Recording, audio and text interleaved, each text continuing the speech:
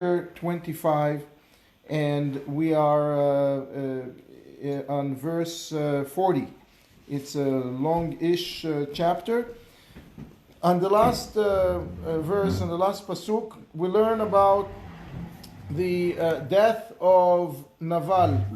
Naval was this evil man who was very rich, didn't want to provide food for David and his men. He was out there in the desert with 600 men protecting Naval from terrorist groups, but he was not appreciative enough to spend any money on it. And David wanted to teach him a lesson. His wife, Naval's wife, Abigail, reached out to David in the middle of the night, the nick of time, and made sure that David does not kill him. She told him it's not going to be justified, it's not going to be right, and he should not try to do that. And David indeed listened to her, and she was successful. She came back home, and she also provided nourishment for David and his men. She brought she brought with her a bunch of donkeys loaded with the loaves of bread and all kinds of other goodies. And in the morning, she told Naval, her husband, all about it. And he was so upset that she took the money, spent the food on just to give it to David, that he got a heart attack. 10 days later, he was in the ICU in somewhere in the desert there, and he didn't work well, and he died. So that's where we are. That's where we are right now.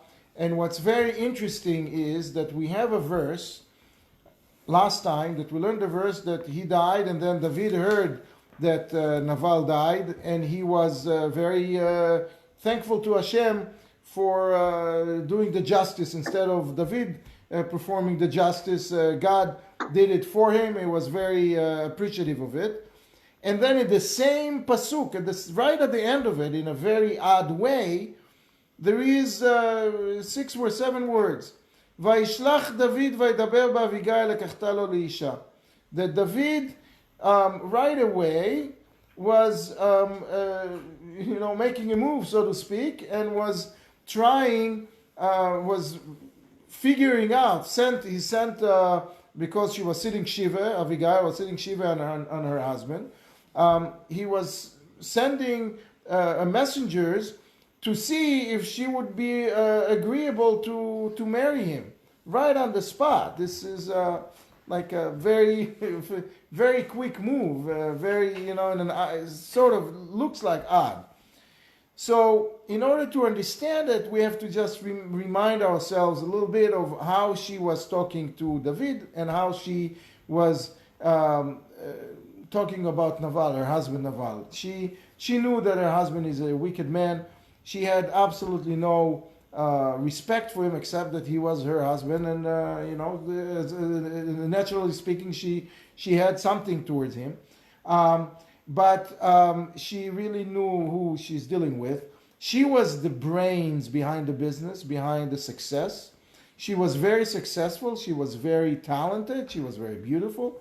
And when she met David, it was very, very much noticed by David, all of those qualities, including the quality that she was also, and that may be, probably the top quality, she was a prophetess.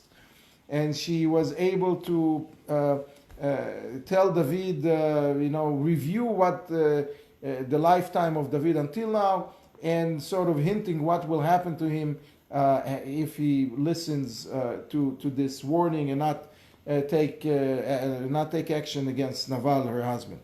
So David right away saw that there is something here very, very powerful. He felt very, very connected, and she felt very connected, but she's married, so she went back to her husband, and then he died 10 days later. Now, David wanted to make right away sure that she is thinking favorably, or she's possibly able to think favorably about marrying him.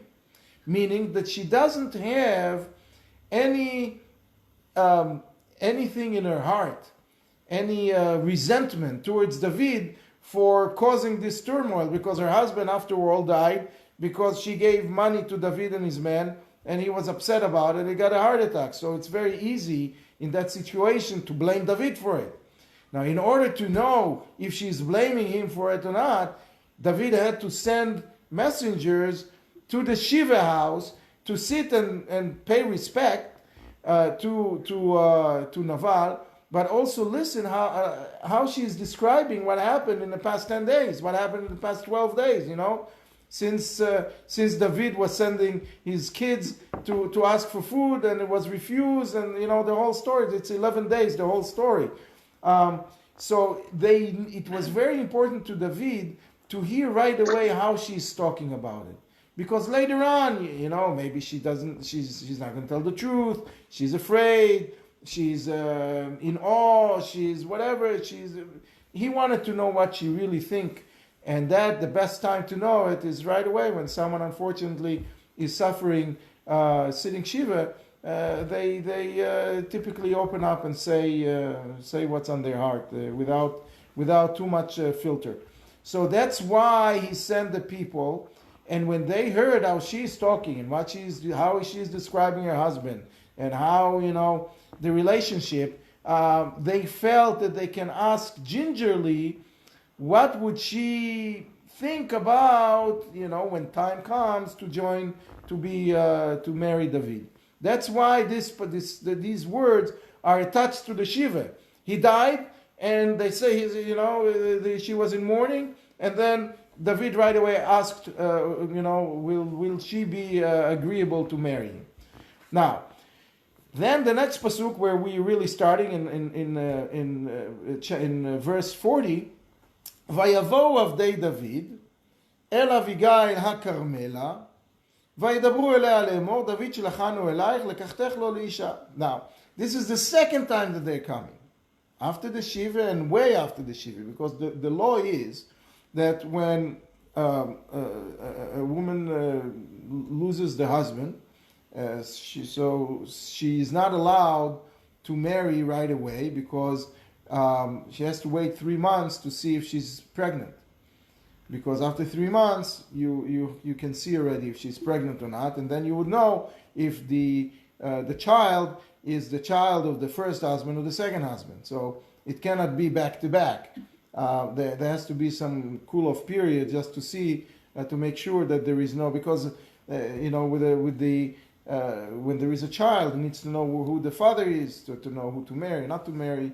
They need to know if they're Kohen Levi Yisrael. I mean, there are many obvious reasons to know who the father is. So a widow has to wait 3 months. So they came right away for the Shiva. They asked, figured out if it's possible. And once the feasibility study was successful, David waited the 3 months. And then he sent again his messengers, and again to ask her, now that everything settled down 3 months later, are you still in agreement? Are you still interested in marrying David? Lemor, David shlachanu. So they said, David sent us and to take you as to bring you to him, to marry him. And from here is also an obvious law that we know that both sides has to agree. You can't marry someone under duress. So she had to agree. So they had to speak to her and obviously get her consent. So what does she do? Vatakem vatishtachu apayim arza. She bows down to them. Vatomer hinei amatcha leshifcha lirchotz raglei avdei Adoni. And she is talking to them as if he is one person. Hinei amatcha, not amatechem, amatcha. She is talking to them, they're multiple messengers, but she is talking to them as if they're one. Why? Because there is another law that shlucho shel adam kmoto, that the messenger is sitting in place of the sender. So if the sender was David and they all came in with a mission from David. So it's as if they're all David. So she was respecting them in kind. She was respecting them very much as if they are David HaMelech, which was very, she obviously was very interested and very much attuned and very much, wanting to become his wife, even though it was very hard. It's hard life because he's a refugee, right? He's running around, he's in the desert, he's with 600 men. Not all of them are super polite and nice. They didn't go to, finishing school. They're rough men in the desert. And, she'll be a lone woman there. Which we'll see how he solves that problem soon.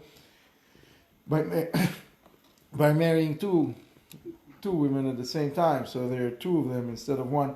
But anyway, she agreed to go to the desert and to leave her beautiful home and all of the amenities that her success in business got her. She agreed she would give this all up, and so she said she was responding to them as if she's talking to David himself, and she said, "Yeah, I'm you asking me? I'm going to wash your feet."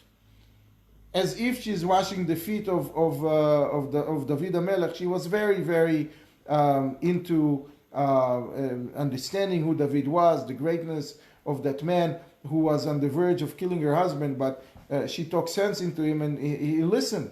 That's very, very powerful. He listened and he thanked her for warning him and for stopping him and for saving him from doing this terrible, terrible thing.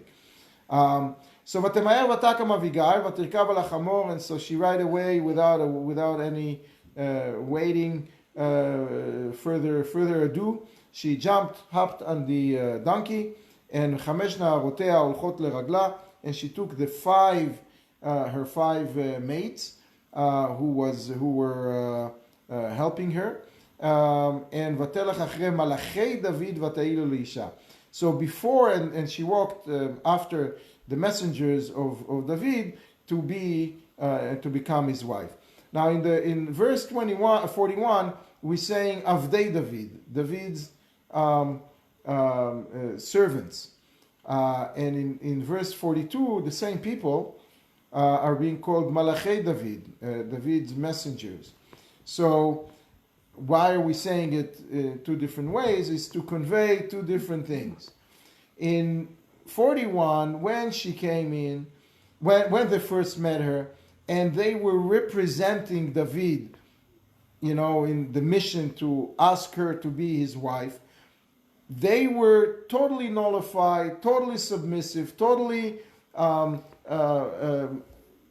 projecting that they really don't have any interest here, any personality here. It's all David that's talking in there.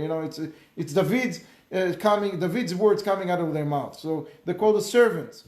Later on, once they accomplish the actual, mission, and now they were going back, now it's important to convey that they are respectful people, that they're important people, that they're not just, schmoes kids, someone off the street that he paid $5 to send a message.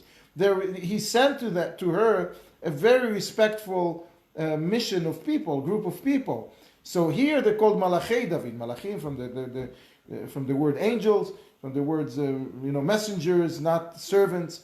So in order to convey the fact that they were very respectful, and she was walking with a procession of a very respectful bunch. And then, and this is the solution to the fact that she'll be and only one of the solutions that she'll be the only one in the desert with David. ואת אבינועם, אחינועם, לקח דוד מישראל, ותהיינה גם שתיהן לא לנשים. So David at the same time is also marrying another individual. Her name is Achinoam, the Israelite, mi-Israel, Achinoam ha-Israelite, right? And she's not much is known about her.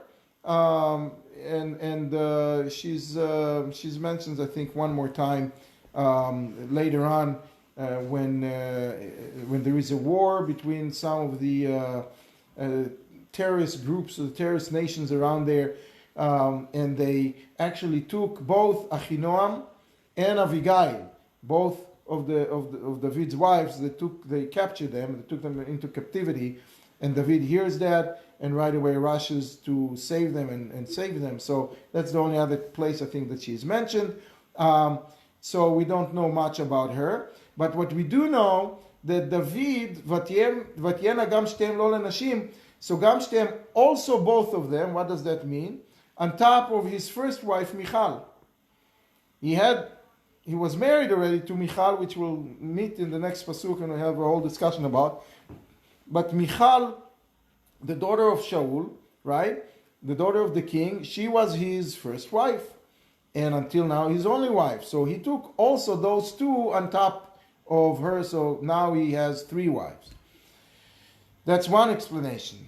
Since soon we'll see why it's not such a simple and agreed upon by all explanation, but the other explanation is that Gam Shtehen, there is a very big concern in halacha when there is a house with multiple wives and one husband, that there is a jealousy, or so.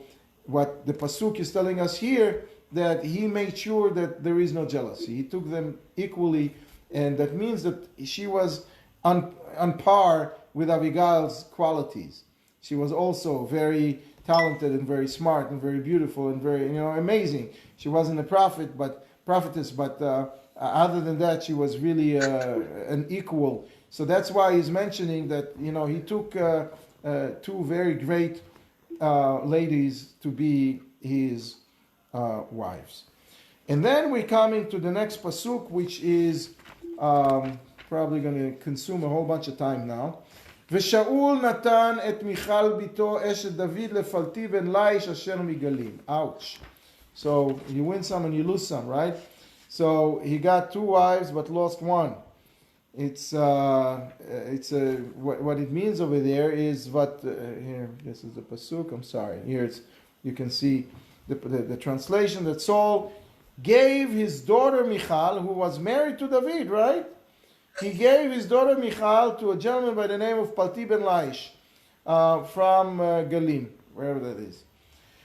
So there are many, many, many issues and many questions and many problems here, and we'll start to unpack it. So first of all, when did it happen? When did Shaul give his daughter Michal to someone else? So by virtue of this being written right after where it is, it seems that one opinion is that it happened now.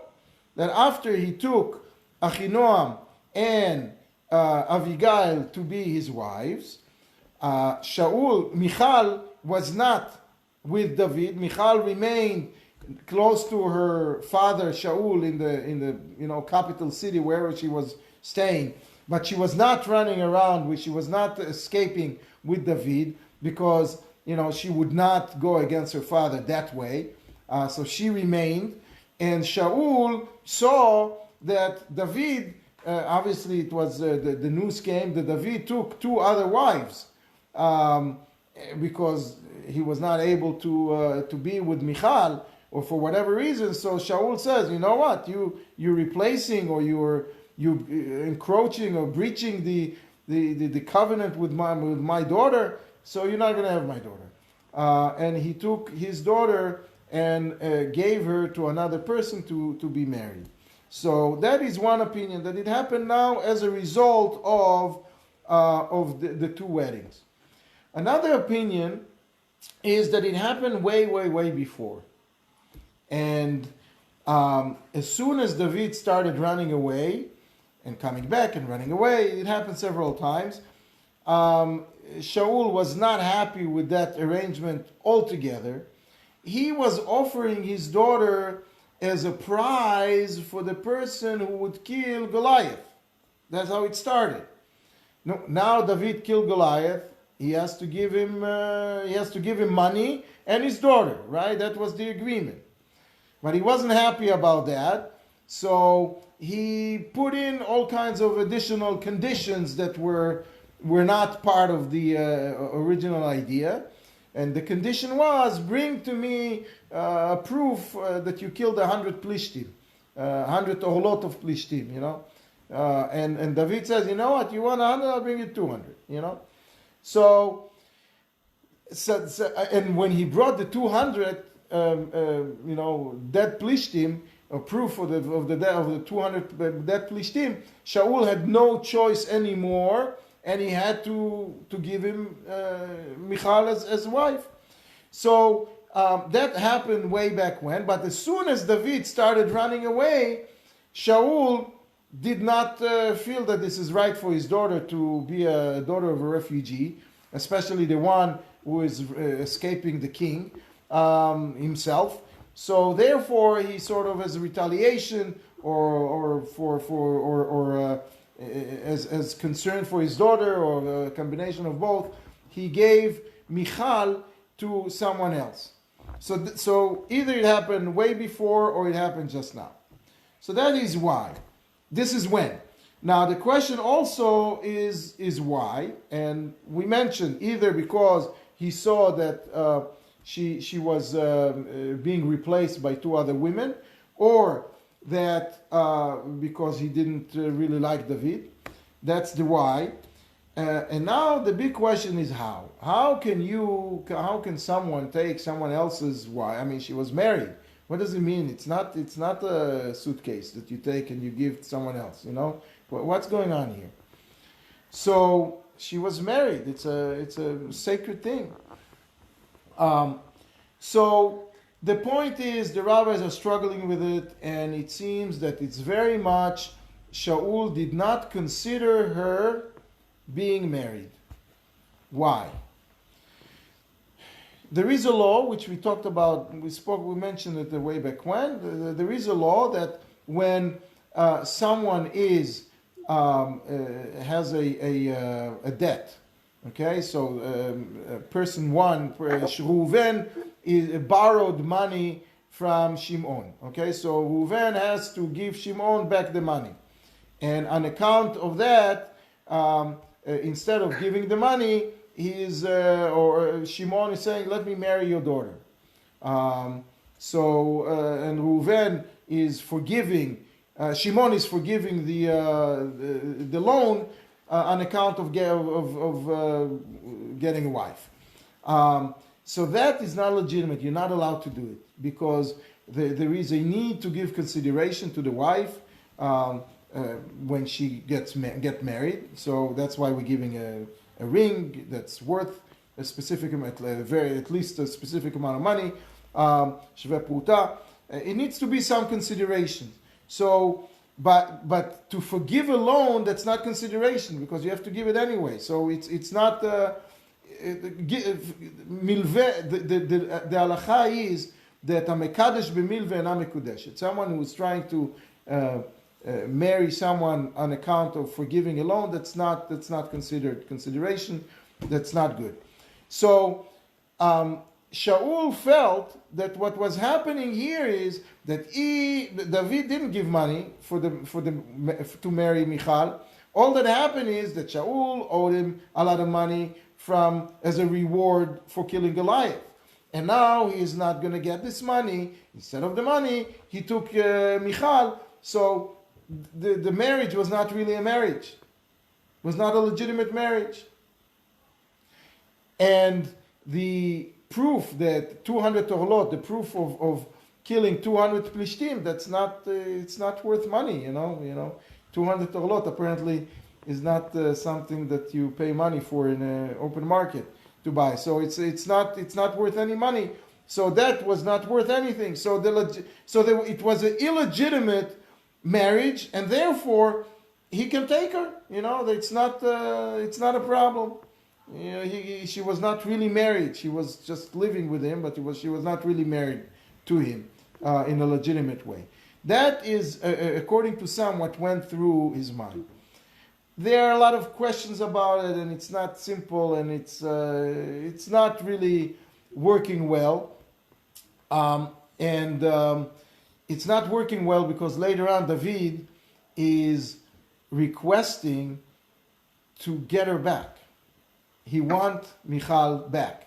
And we know that Michal eventually came back, was returned, and it was we'll see soon, in a little bit, we'll see the scene when she's coming back and her husband, Palti Balaish, is going behind her crying and sobbing, and he's going to lose her now, and sort of have no choice because that happened already. The return happened when David was already a king, so he didn't have much of a choice there either, this poor man. So he was really in love, and it was hard for him to give her back. So giving back, that means that applies that she was his to begin with, right? So according to David, it was a real marriage, because he felt that he did give consideration to Shaul properly. So if that is the case, how did Shaul take her and give her to someone else?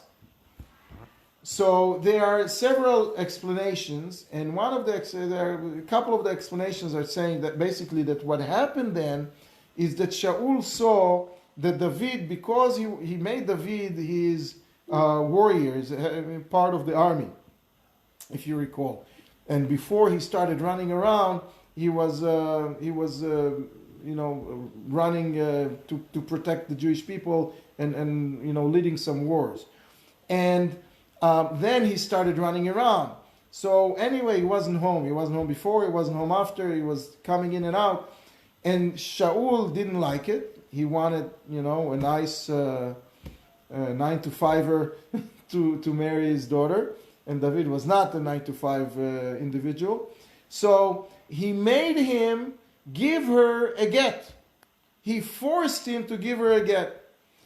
That kind of a get, in his mind, in Shaul's mind, he's the king, he's allowed to dictate, and the person has to comply. But the pure law is that someone who is being forced to give a get, the get is not a get. It's not a legitimate, it's under duress. It can be thrown in court. It's called get museh. There is another explanation which is even more interesting, that David gave her a get, sent her a get as he was requested by Shaul, but after he was sending the messengers with the get, he canceled the get. He canceled the the messengers. We need to look a little bit in the tractate Gittin to see the details. I'll just read to you the specific issue here, that there is a halacha in Gittin. If someone is sending, the wife is overseas and the husband is in another country, and he sends the get to the wife, and he sent the get, but before the get arrived, before the get was in her possession, the husband said, "I'm canceling this mission. This shliach, this messenger, is no longer my messenger." He goes to Beis Din or not goes to Beis Din, whatever. There are several ways of how to accomplish that. So what happened is, the get is a good get, but it was not given with the husband's permission, because the permission was retracted, was taken back.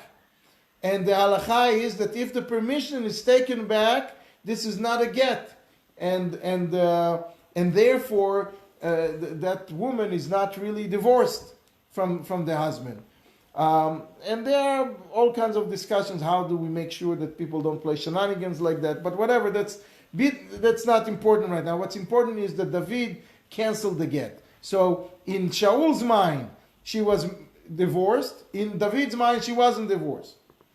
So now we have another problem, which we'll talk about again in a few chapters. But since we started, let's discuss it now. But what happened with the second husband, with Palti ben Laish? Palti ben Laish, the halacha is that if a woman is married to Mr. X, And then she divorced Mr. X and married Mr. Y. And then she had lived with Mr. Y, a normal, like a husband and wife. And then she divorced Mr. Y, or Mr. Y died. She's not allowed to remarry to Mr. X. Cannot go back to Mr. X. She can marry Mr. Z, but not Mr. X. So how did she go back to David after being with another person, with Palti ben Laish? So here there is again a slew of explanations. One more common explanation is that Palti ben Laish actually didn't believe that David gave her up. Which, who would give Michal the door? Who would? He didn't believe that happened. So therefore, when she was with him, she wasn't really with him living as a husband and wife. They didn't have a relationship. He wanted. That's why when he was finally forced to give her back, or was asked to give her back, he realized that now this is it. There is no turning back. Now it's for sure not going to happen. That's why he was bawling and crying and sobbing. But as long as they were together, he didn't feel that she is really his wife, and she refrained from acting as if she is. So that's explanation number one. Explanation number two is that because the second marriage was a mistake. Why was it a mistake? Because they thought that she got a divorce, and David really didn't give her a divorce. So it was a whole mistake. So the second marriage was a mistake, and if there is a situation like that there is a mistake in marriage, the law is that she can go back to Mr. X. In our case, David HaMelech. So that's why it was possible. We'll talk about it a little more later. But the point is that he started with Michal. Now he doesn't have Michal, and that also I think mentioned here. One of the questions why is mentioned here. It's mentioned here to tell us how much resentment was building in the people, just the people of Israel, against David. Very interesting. They were very loyal to Shaul, and a lot of resentment was building in because they all saw that a lot of David's attention, a lot of Shaul's attention is consumed by David, and they all were shocked still from the death or from the massacre of the whole city of Nov, the whole city of the Kohanim. It was very, very shocking to them that it was allowed to happen, and they sort of blamed it on David, that it's all happened because of David. So. And that was giving legitimacy for Shaul to say, you know what, everybody hates you. You're not really my wife, my daughter's husband. I'll give her to someone else. And that led also to the next pasuk, which will start right now on chapter 26. ויבוא הזיפים אל שאול הגבעתה לאמור, הלא דוד מסתתר בגבעת החקילה על פני ישימון. What happened here is that we remember that David and Shaul made peace, right? After the last episode where they met, Shaul went to relieve himself in a cave, and in that cave David happens to be hiding, and David, because there was no electricity in the cave, obviously there was no light, so David was able to sneak close to Shaul and cut the corner of his coat, and then he told him, "You see, I was almost touching you. I could kill you very easily, and I didn't. So that should be a sign to you that I have nothing in my heart towards you bad." And Shaul realized that that's the case, and he said, "Yeah, you're right. That's not you're a tzaddik, and love, hug, and kiss, and come back, and everything will be okay." And David came back, and David stayed back until the death of Shmuel, which happened very shortly thereafter. But the problem is that the people around Shaul didn't buy it. They saw David as a threat. He was a handsome, very successful, very smart, good musician, good, warrior. Everybody loved him. Very pleasant personality. And they all saw him as a threat. So they were all, and I'm saying all, is the main advisors, which means Doeg and Avner. Avner is the cousin of Shaul, who was the head of the army for Shaul. They saw David as a threat. So they were egging Shaul on all the time, saying, what are you talking about? Why do you need this guy? He's not sincere. Why do you think that he really got close to you? That he was really cut the corner of your coat? No, the corner of your coat got caught in the rocks or in the thorns over there, and he found it and he used it. But he wouldn't have killed you, because if he would have killed you, we were all outside. He couldn't have escaped. We would have killed him. So it's playing with you. It was just taking the opportunity. He's really a bad man. So and the resentment around, and then on top of it, they blamed David for the massacre in Nov. And now they all heard the story with Naval. That Naval, a successful person, made a party. And then there is an encounter with David, and he ended up in 600. It's like another story. It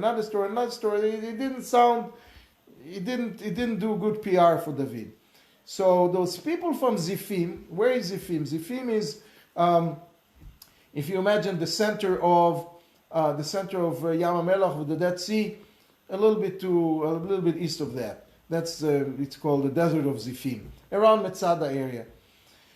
So, Vayavo Zifim, so those Zifim came to Shaul, now that David was roaming around their area again.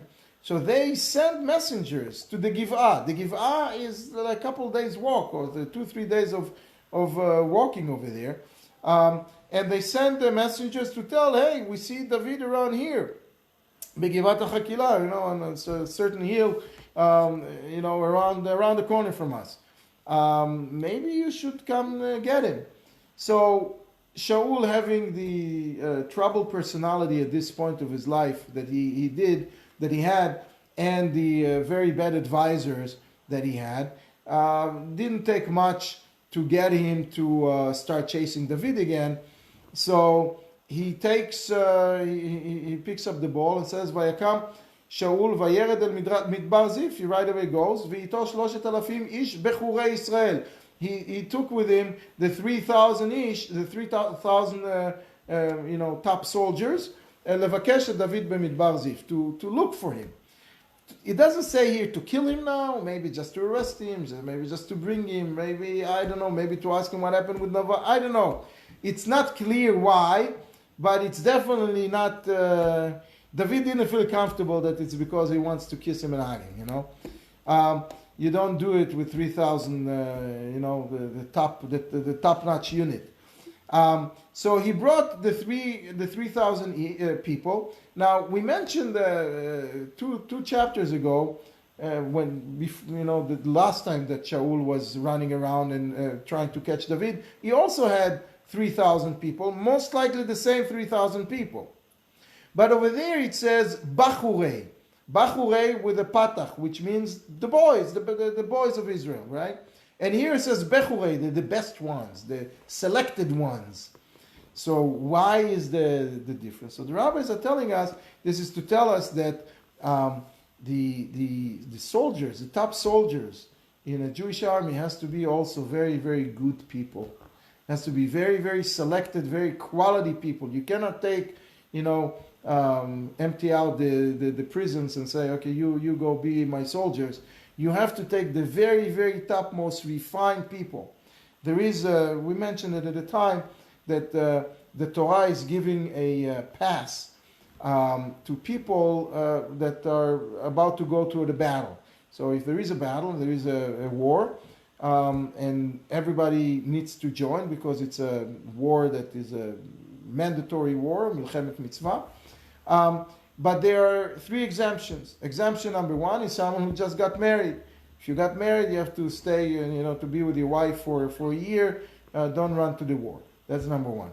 Number 2, if you bought a new orchard, a new pardes. So you know, a new business. It's important that you treat you know, the land of Israel with respect and grow it and take care of it and be with it for a year. And then the third one is if you're afraid. Afraid of what? Afraid of your sins. If someone is afraid of their sins, if someone is afraid that they are going to be in danger in the battle because of their sins, this is a good enough reason for them to say, you know, I don't feel qualified. Not because I can't shoot a gun, but because I'm feeling right, you know. I don't learn enough. I have a whole bunch of baggage with me, sins that, you know, this is a good time to retaliate, so I'm afraid. So we see that someone who goes to the army needs to have a, not even minimal, it has to be a very high standard. So this is what they say here. Those 3,000 people were not just hoodlums. They were nice boys, special boys.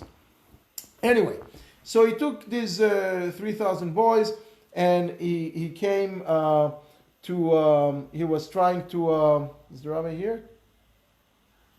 I don't know. He was trying to go after David. And so then he got there to the area. So those people of Ziph mentioned to Shaul that David is in a specific mountain, a specific hill. So he came to that hill and parked over there. Exactly to that spot. Ala derech, which was really an easy access. It was on the highway. And David יושב במדבר וירא כי בא שאול אחריו במדברה. Now David was sitting in the desert and David was very careful now. He had his spies, he had his guards. He knew exactly what's happening all around. So as soon as Shaul comes, and it's very difficult to hide, you know, 3,000 people coming to park somewhere, but David right away knew that Shaul is there, and Vaishlach David meraglim vayeda ki ba Shaul el nachon. So he heard it, but he needed a second confirmation. So he sent a bunch of spies to make sure that it's 100% the case, and so to make sure that Shaul is indeed sitting over there. So now I'm wondering if we should start anyway. So he sees that Shaul is indeed there. Oh, the rabbi is here.